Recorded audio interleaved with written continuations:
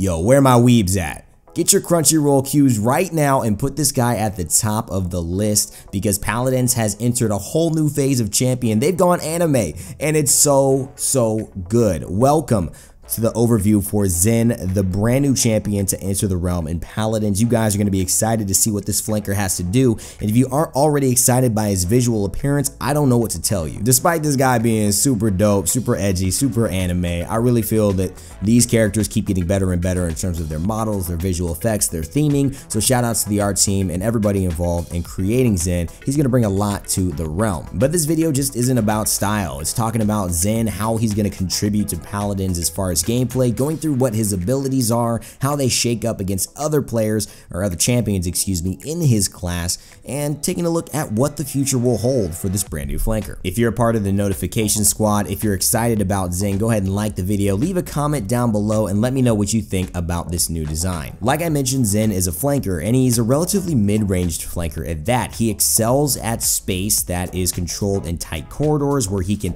take advantage of some of his defensive tools to really make a fight lean in his favor, but he's also very good at kind of that mid-range combat, which can be difficult in open range, open space maps, but very good on maps like Jaguar Falls, Bright Marsh, etc. As you've been watching here, his primary fire is just the coolest thing in the world. It is called Inferno Blade, and unlike a lot of our other champions in the realm who have guns of some sort, Zhin, he just brings a freaking sword. Yeah, it's Inferno Blade, but really it's a sword, except he douses it in flames, and those flames get hurled at his enemies. His attack chain is pretty awesome, and it's similar to Smite, where you see characters who have kind of a smaller attack chain for their first two, and the last hit is a little bit of a heavier swing that does more damage.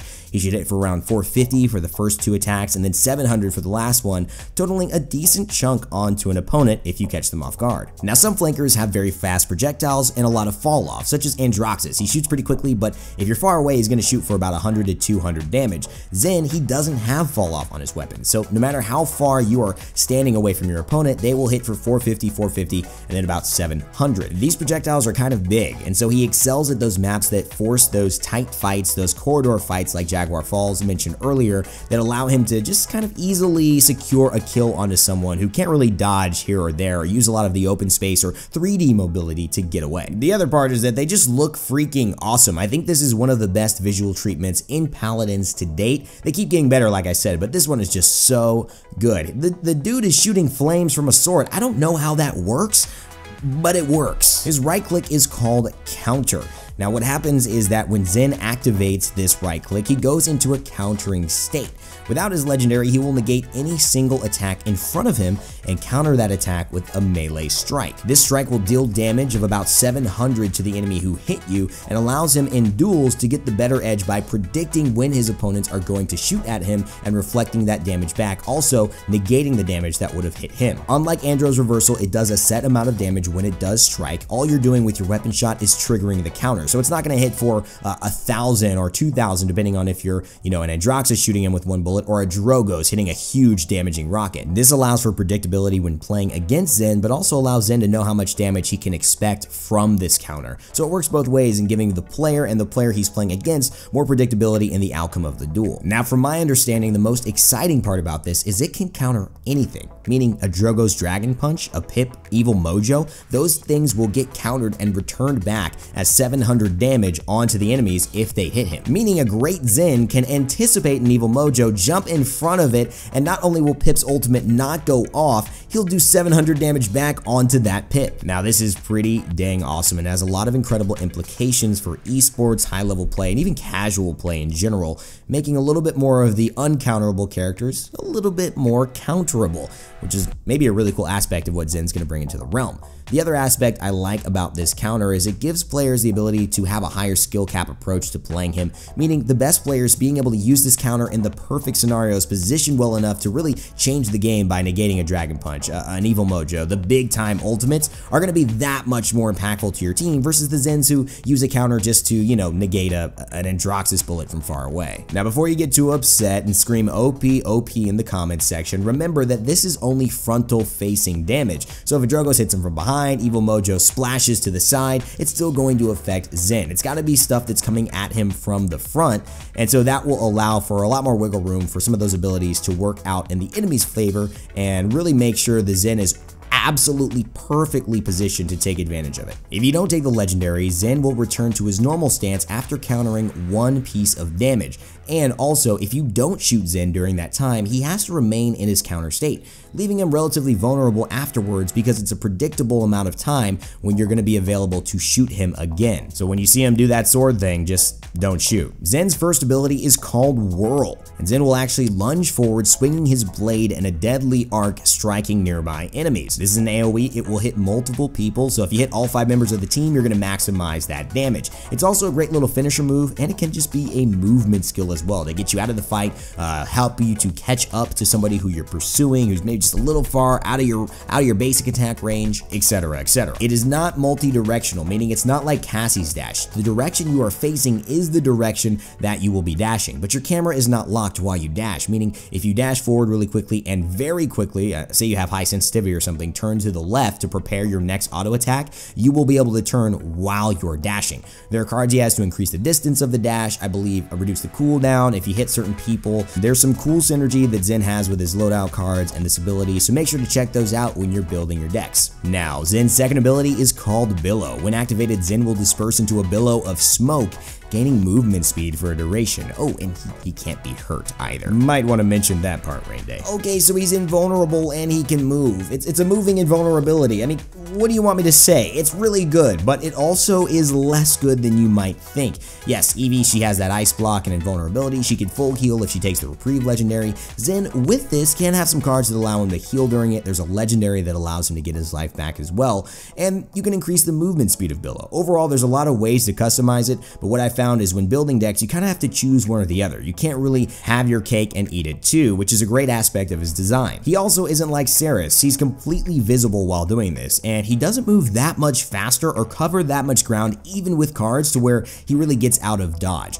This means that players who have mobility like Eevee, like Androxus, like even Sky, who goes into hidden and gains an extra bump to movement speed, will be able to keep up with him, see him, catch him, and exactly when he pops out, fire on him again. What this does do is allow him to buy time, and sometimes time is the greatest asset in this game, whether it's defending a payload, whether it's stalling an objective, maybe it's just running away from someone long enough before your reinforcements of your teammates arrive back into the fight. Adding counter on top of this gives him a lot of opportunities to really just make sure no one wants to shoot him or can shoot him for a decent period of time. The other reason I think this is so key to him even being viable is the fact that he doesn't have the range or the mobility to get to where most of the other flankers who are in the meta in the high level esports right now can do. He's no Eevee. He can't blink 100 yards and basically be on top of a healer or the target he tries to kill. He's got to get master riding to use his horse to get there. He's got to basically be super sneaky and take a good flank route. He's got to, I don't know, just invest a lot to get to his target already, and he can only shoot from mid-range. Shooting long-range projectiles is not even an option. They don't go that far, so you can't impact the fight unless you are actually there.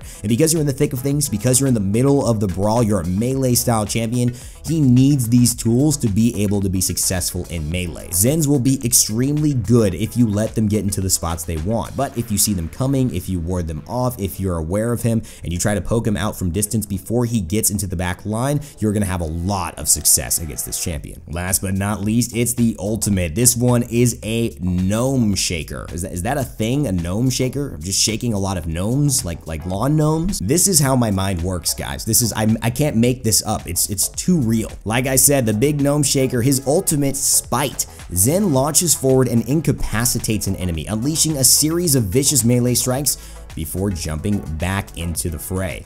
Now, of course, when you're looking at this, you're saying, oh, super anime, right? And it's super awesome. It's like Naja. It's the coolest animation visual treatment I think we may have had to date. I still love the Inara Seismic Crash, but this one, I mean, this might just take the cake. There's a legendary to augment this as well, and we'll talk about those very briefly at the end of this video in just a second, but Spite essentially is a lockdown single target ultimate that will kill any flanker of the Eevee Sky health level immediately, will take a little bit more damage to kill a Ying, and also will at least lock down and do a decent chunk of damage to the big tanks and the beefy boys like the Ruckuses and the Barracks and the Fernandos. The ultimate does about 2,000 health, and so anyone above that should be able to survive or at least have a chance to counterplay. But Zhin, if he wants to all in and use one of his movement skills, Whirl, as he's getting pushed back from his ult, can actually press F and go back into the fight and do that damage onto the target, adding another 400 or so damage and maybe taking down a Drogos level type champion, still no tank,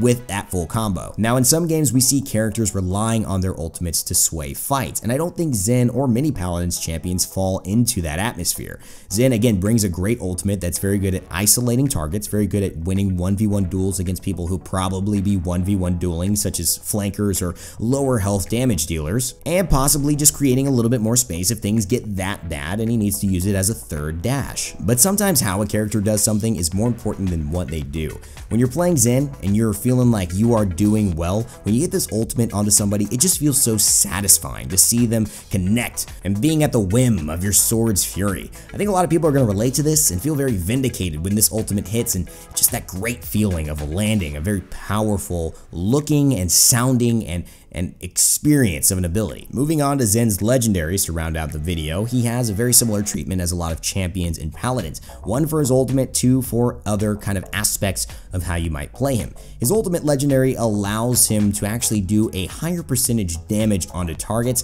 and charge his ultimate a little bit faster. So for those who really love the ult for Zhin, want to play more around that, get morale boost and have some more fun, they're going to be able to ult more often, and they're going to be able to kill higher health targets such as Fernandos and tanks. This is really like a tank shredder for your ultimate, in case you feel like isolating the big homie on the point is going to be your most valuable or more fun course of action. Zhin's second legendary lends himself to the counter playstyle, and this is a really fun choice as well.